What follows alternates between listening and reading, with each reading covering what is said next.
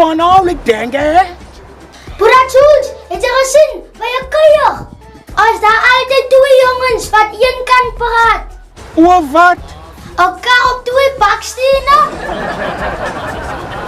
Dit dan, maak jy net twee wiele, daar ry jy.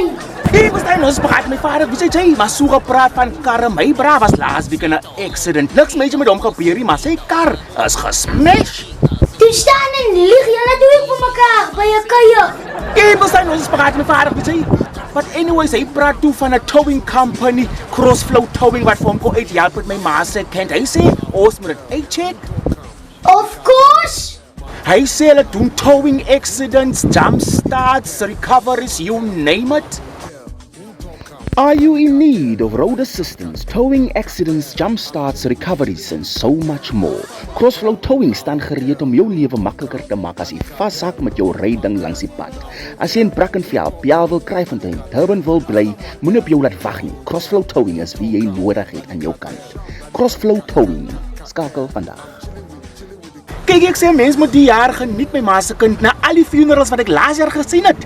Wil ek bo uitgaan, dit gee man nogal so 'n ander perspective. By my funeral gaan mense nie biryani eet nie. Wat gaan ons eet? Ek gaan